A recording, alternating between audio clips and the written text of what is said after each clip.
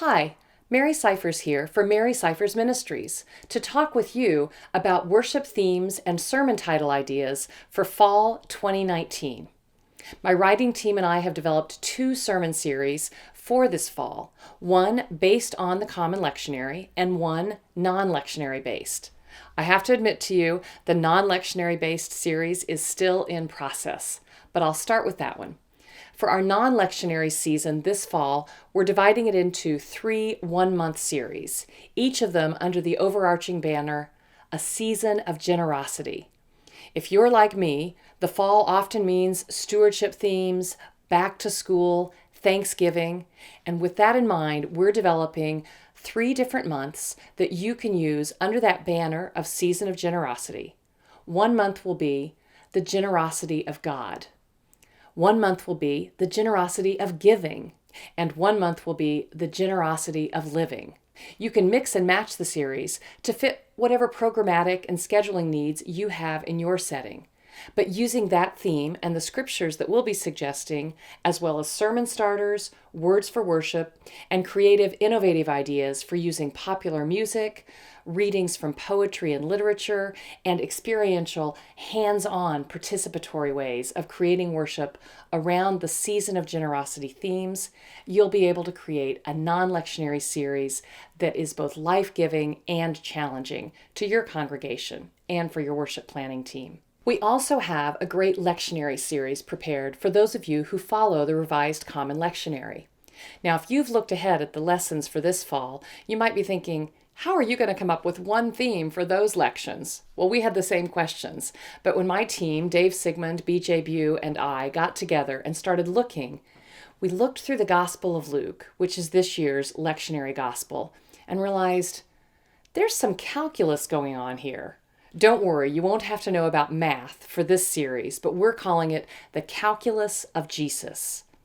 Through these series of readings from Luke, Jesus flips the script. He turns everything upside down. And his calculus for how you become a stronger disciple and a more faithful follower of God is very different than the world's calculus. On September 8, when we begin the season, we're calling it Counting the Cost, as we look through that passage in Luke chapter 14 when Jesus talks about the cost of discipleship and carrying the cross. On September 15th, Luke 15 invites us to a reckless search. Who leaves behind 99 sheep to look for the one? That's the wrong calculus by any business person's standards. But not by Jesus' standards, and clearly not by God's. A reckless search on September 15th. And then on September 22, we turn to a series of money parables. First, there's the shrewd manager in Luke chapter 16. We're calling that sermon, Love Money, Lose God. And following the very next week on September 29, where we're dealing with poor man Lazarus and the rich man who wouldn't care for him. We're calling that sermon, Love Money, Lose Your Soul. On October 6, which is World Communion in our non-lectionary series, we're sticking with the Luke one on October 6 and calling it Increase Our Faith, based on the phrase that you'll find in Luke chapter 17 between verses 5 and 10. October 13 continues in Luke 17, verses 11 through 19. This is that story of the 10 lepers who are healed, but only one returns and receives that blessing. Go, your faith has made you well. And so we're calling that sermon One and Whole. Dave and I laughed about it would be kind of fun to talk about whole and one, W-O-N. Because that's what happens for the leper who returns to give thanks.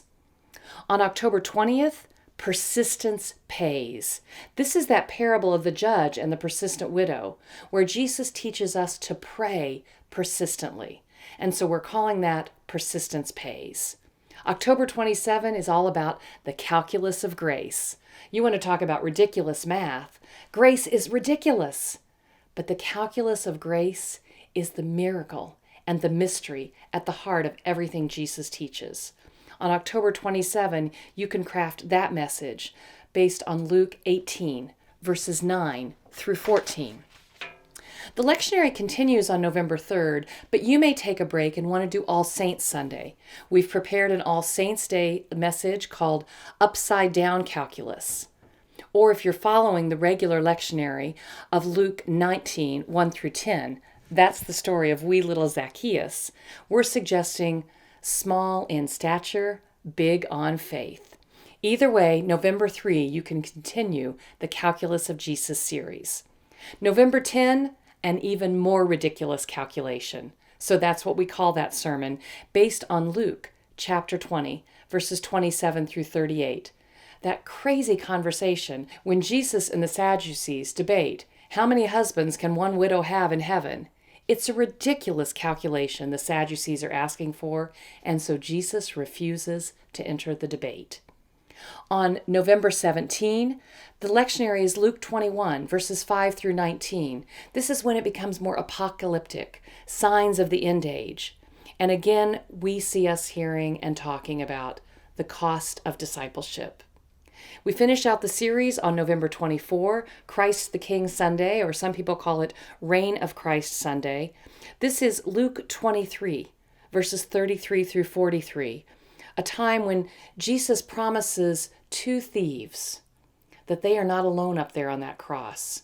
God is with them just as Jesus is, and the one who asks for forgiveness is given it. You shall be with me in paradise. And we're calling that sermon Forgiving No Matter the Cost. The calculus of Jesus is challenging, to say the least, but it can be an exciting and opportune time for you to challenge and grow the disciples who come to worship with you each and every week in your local church setting. Want to know more details? Want words for worship? Want sermon ideas and starters for each of these ideas? All of these ideas have been crafted into full worship ideas for you based on each of these sermon titles, with specific scriptures for both the lectionary and the non-lectionary series by your subscription today at marycifresministries.com to Creative Worship Made Easy.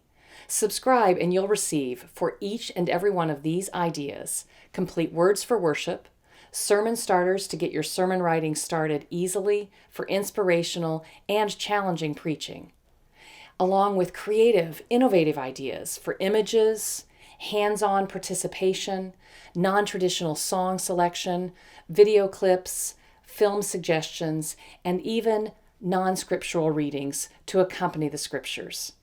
Subscribe today and you'll have everything you need to create inspirational worship easily and quickly each and every week. This is Mary Scifres for Mary Scifres Ministries, hoping to see you in my subscription outbox so that you can see resources in your email inbox. Subscribe today at marycifresministries.com.